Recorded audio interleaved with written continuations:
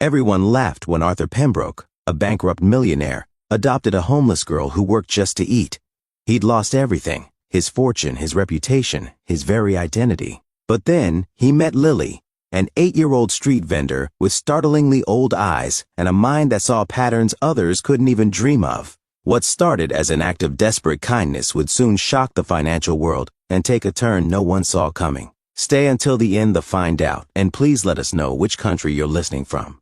Please do subscribe to our channel. Arthur Pembroke, once a titan of London's finance, found himself utterly ruined. A ruthless betrayal by his partner, Marcus Thorne, left him bankrupt and stripped of everything. His lavish penthouse overlooking the vibrant London skyline now mocked him. Drowning his sorrows in the last of his prized whiskey, his doctor's words echoed grimly, "Your blood pressure is dangerously high, Mr. Pembroke. The stress is killing you." 30 years of work had dissolved in 6 weeks, leaving him bitter and haunted by nightmares of his downfall.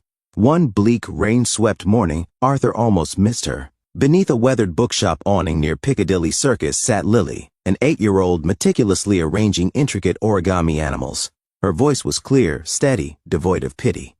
"Would you like to buy one, sir?" she asked, her eyes surprisingly old and intelligent. He bought her entire inventory, a sudden protectiveness stirring. Lily was selling origami to support her ailing grandmother. Noticing 2 watchful men nearby, Arthur offered her food. As Lily ate, she absently doodled complex mathematical equations on a napkin, startling Arthur with her extraordinary intellect. In that moment, watching this small, brilliant girl, something shifted within Arthur. The world, he realized, had more to offer than his self-pity. With the rain intensifying, Arthur impulsively offered Lily a place to stay. The next morning he called Eleanor Vance, a social worker. Eleanor was skeptical but softened upon meeting Lily, who bravely explained her situation. Her grandmother had suffered a stroke, and she was avoiding foster care. Arthur passionately argued for temporary guardianship. 2 days later, in family court, Arthur shocked everyone, including Judge Harrison, by seeking permanent adoption. "A second chance, Your Honor, for both of us," he declared. The judge granted temporary approval. Life with Lily was a humbling adjustment. Arthur learned to navigate mundane tasks like cooking, often with Lily's quiet guidance. School proved challenging. Lily, placed 2 grades ahead, remained bored. Her math teacher, Mrs. Davies, complained Lily publicly corrected her with more efficient methods. Arthur, while acknowledging Lily's brilliance, gently explained the importance of discretion. Nights brought their own struggles. Lily's nightmares, remnants of her street life, were frequent. Arthur learned to sit by her bed, his presence a silent comfort. He also discovered hidden food stashes beneath her mattress. "You won't go hungry here," he promised, realizing trust couldn't be built with words alone. Their apartment, once a cold monument to Arthur's lost life, transformed. Investment journals made way for children's books and advanced mathematics texts. A few weeks later, the principal and educational psychologist called Arthur again. Lily, they explained, possessed cognitive abilities off their charts, especially in mathematics and pattern recognition. She didn't just understand math, she reimagined entire systems. Overwhelmed, Arthur vowed to nurture her extraordinary mind. That night, he discovered Lily's hidden notebooks filled with advanced mathematics and theoretical models, including algorithms she developed to survive on the streets, calculating everything from pedestrian traffic to optimal sales locations. "All this time I thought I was rescuing you," he whispered to the sleeping child. "But your mind was already saving you in ways I couldn't have imagined." An invitation to the London Financial Guild Gala from Lady Beatrice Hayes offered Arthur an opportunity to re-enter society. Terrified, he confessed to Lily as they approached the glittering hotel. "But we have each other now." The ballroom hushed as they entered. Marcus Thorne approached, sneering. "Charity is your new business now, Pembroke, taking in strays?" When Thorne boasted about his company's new risk assessment model, Lily calmly pointed out a critical flaw. His variable was underestimated by 40%. Sir Alistair Finch, a veteran hedge fund manager, recognized Lily's genius, validating her correction. Thorne, furious, stormed off. "There's something strange about those numbers," Lily whispered to Arthur, a spark of his old analytical fire reigniting.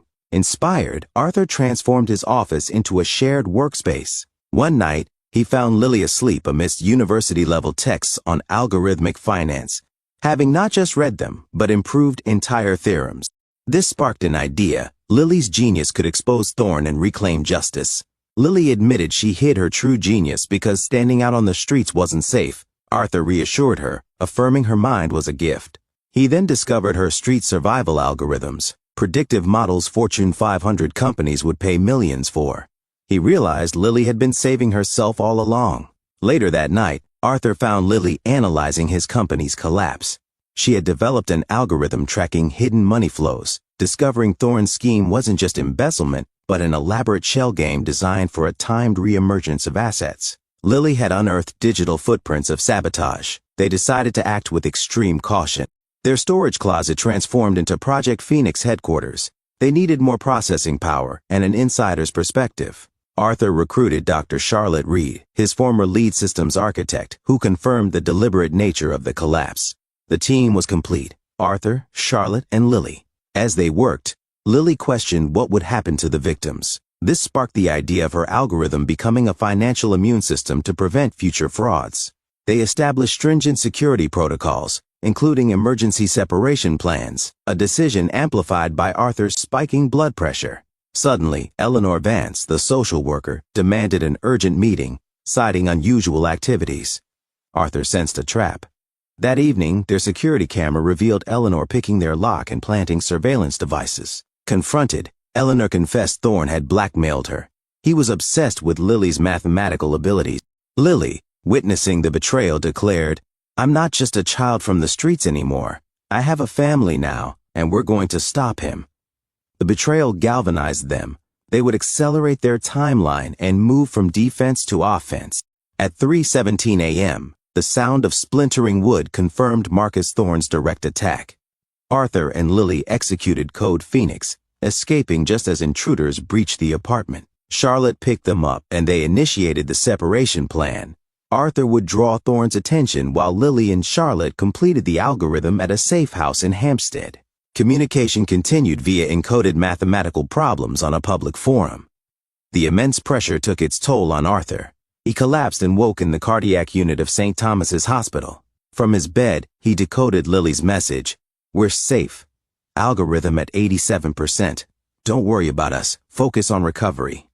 Thorne's surveillance intensified, confirming Lily remained undetected. Arthur used his confinement to gather former colleagues, victims of Thorne, ready to testify. Released from the hospital, Arthur reunited with Lily and Charlotte. Lily's algorithm was complete, tracing hidden assets with 94% accuracy. Their audacious strategy: Arthur would publicly re-enter finance, subtly hinting at Thorne's malfeasance to provoke him. At a conference at the City of London Financial Centre, Arthur presented on algorithmic market manipulation, implicitly implicating Thorne. Marcus confronted him, offering to return half the stolen assets, roughly £4.7 billion, in exchange for silence. Arthur refused, knowing Lily's algorithm would track Thorne's every move. They went public. Evidence was delivered to the Financial Conduct Authority (FCA), journalists, and international financial oversight committees.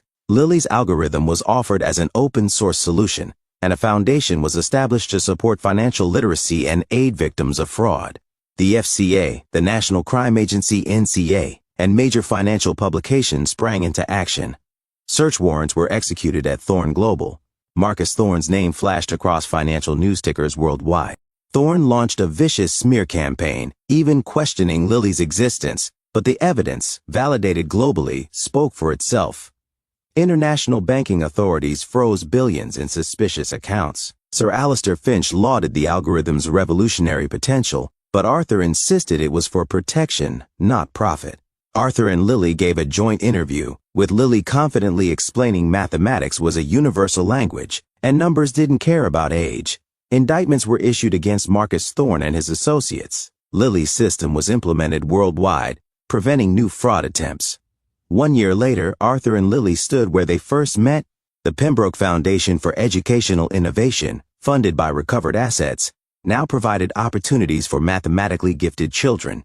Marcus Thorne was serving a 15-year sentence. Arthur reflected on his transformation. "I thought I was saving you," he told Lily. "I never realized you would save me." Inside the foundation, a display case held Lily's first origami fox and the first line of code from her algorithm. Extraordinary solutions often come from unexpected places. In Lily's new advanced mathematics class at the university, Professors now sought her insight. "Dad," Lily asked, gazing at the London skyline, "do you ever miss your old life?" Arthur considered this. "I miss certain comforts," he admitted, "but not the emptiness that came with them, not the person I was becoming. What we're building now will help people long after we're gone. That's a legacy worth having." Lily then pulled out a new notebook. "I've been working on something new," she said, "an extension of the algorithm that could help identify children with exceptional mathematical abilities, especially in underserved communities." As she explained, Arthur marveled at their extraordinary journey, from his failure to this new purpose, from a little girl's street survival to a revolutionary mind changing the world. The true treasure, they both understood, was in the transformation that happens when talent meets opportunity, when purpose replaces ambition, and when two unlikely souls find in each other exactly what they need to become their best selves. What aspect of Lily's genius do you find most inspiring, and why? Please share your honest thoughts and opinions in the comments below,